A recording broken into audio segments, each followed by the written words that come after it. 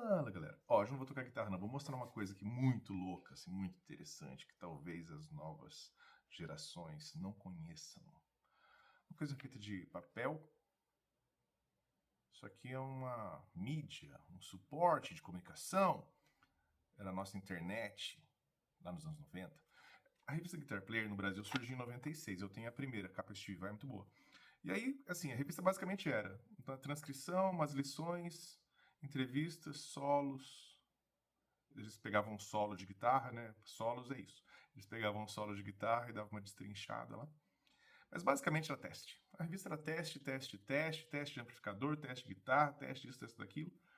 Era o que acontece no YouTube hoje. Eu percebo. Por que eu estou fazendo esse vídeo? No meu canal, os vídeos que têm mais acesso, mais visualizações, são os vídeos de teste.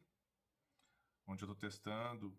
E é engraçado que eu posso testar de qualquer jeito. Gravar com um celular ruim, gravar com celular bom, gravar com câmera boa, de qualquer jeito, não importa, cara. Os caras querem a opinião, né? E eu percebo que isso aí sempre foi assim. A gente ia na Expo Music, eu e os meus alunos, e a gente queria testar equipamento, né? Para comprar, lógico, né? Qual que era mais interessante. Então, é uma necessidade, parece, assim, do guitarrista de todos os tempos, desde quando o mundo é mundo. Né? O teste e a opinião de alguém que a gente confia. E as revistas eram muito parecido. Não, as revistas era uma coisa assim que dá para fazer um paralelo com o que acontece hoje no YouTube, nos canais de guitarra. Os canais de guitarra, eles basicamente são o quê? Tem as lições, tem os vídeos, tem os cursos, né, as opiniões, entrevistas, né, os podcasts, e tem os testes de equipamento. Esse lance é muito legal, porque o que acontece na minha cabeça? Né, por isso que eu estou fazendo esse vídeo aqui. Não mudou nada. De 20 anos para cá, 30 anos para cá que eu toco guitarra, e tem essas revistas, né? Tem essa mídia toda guitarrística, esse universo, essa guitarrosfera, sei lá, guitarrasfera, sei lá.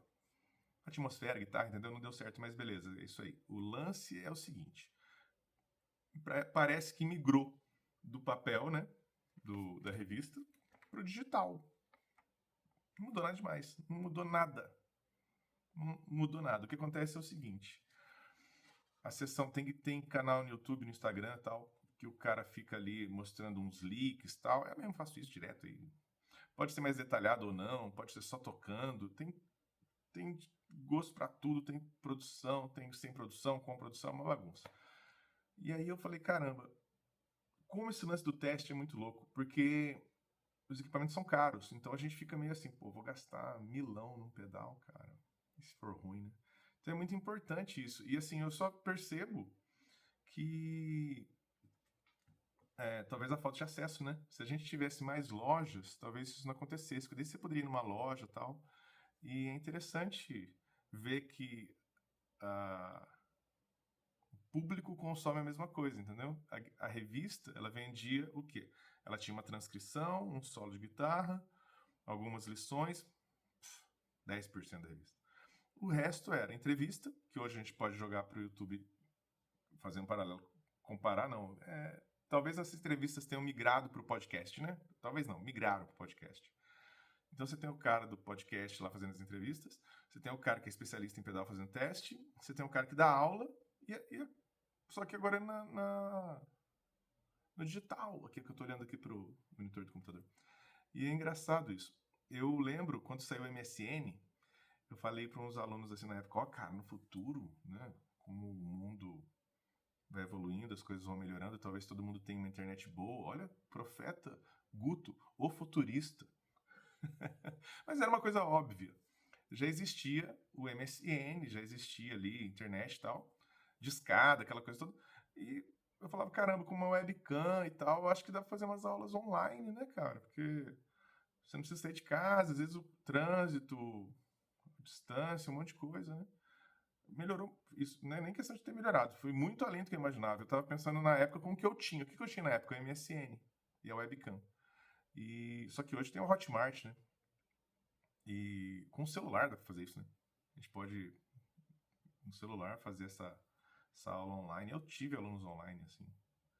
Pode ser em qualquer lugar do mundo, qualquer horário. É muito legal, né? Você ganha tempo, porque você não precisa deslocar, né? Rua, trânsito, carro, gasolina. É muito legal. E é uma coisa que para mim era óbvio. Não era nada absurdo, assim, ficção científica, não. acabou que aconteceu isso mesmo, né? Só que o que não mudou foi o tipo de assunto. Ainda as pessoas querem consumir, elas consomem ainda testes de guitarra, testes de equipamento, testes de pedal, e muito pouco, eu vejo isso pelo meu canal, é muito pouco o cara que tá querendo uma informação sobre como tocar e tal, como tocar uma pentatônica, improvisado, é muito pouco. Isso aí não que não tenha importância, mas eu acho que os caras resolvem isso de outras formas, né? No dia a dia, tocando com os amigos, tá? Eu acho que isso aí também tem, mas agora entra numa coisa estranha pra mim, como guitarrista velho, professor aí de música e tal. Eu hoje vejo que tem muita informação, tem muita coisa rolando, muita coisa, muita coisa. Você pode ter aula com o Mozart Mello, Corda da Noite, tem todo mundo, tem curso, Hotmart, YouTube, um monte de coisa. Só que parece que a galera não tá se interessando tanto, né? Eu acho que era pra ter muito mais guitarristas que tem. Ah, Guto, mas teve um boom aí no comércio de guitarras, né? Subiu pra caramba no mundo inteiro e tal. Talvez seja a minha cidade, talvez seja essa galera que tá próxima de mim. Mas eu vejo que, pra mim, o interesse era pra estar maior. Não é que tá ruim. Eu acho que ainda existe, talvez tenha aumentado. Os preços estão mais acessíveis, né? As pessoas estão conseguindo comprar uma guitarra, uma pedaleira, um amplificador. A qualidade de tudo melhorou bastante. A qualidade dos professores, das aulas, cursos e tal. Só que eu acho que o interesse tá assim, legal, depois eu vejo. Então entra num problema, o cara vai lá, compra o curso no Hotmart. Será que ele assistiu a 150 aulas do curso? Às vezes não, às vezes ele comprou no impulso e o próprio cotidiano faz o cara dar uma... deixar pra depois, né? Dar uma adiada nas coisas, né? Quer tocar igual Steve Vai? Quero. Então, pô, estuda 20 minutos por dia no mínimo. O cara... Não, mas não tem tempo. Você não tem 20 minutos. Então essas coisas me incomodam um pouco, sabe? Esse acelerar do cotidiano, né? Essa loucura toda me incomoda um pouco. Mas, fazer o quê, né?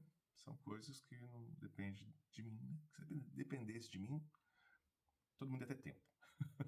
Mas é legal, cara, ver que tem esse mercado aí, né, fluindo ainda. Não é como era antes, talvez. Antigamente a Expo Music era um negócio assim. Depois teve uma época até que a Expo Music não teve, né? Tinha feiras menores, assim, mas aquela feira gigantesca. Mas deu uma esfriada no mercado, depois voltou, tem outras feiras acontecendo aí e tal. Mas vamos ver o que vai acontecer pra frente, né? Mas que bom que ainda existe isso e ainda tem uma galera aí fazendo música e se divertindo. Beleza? Valeu, falou.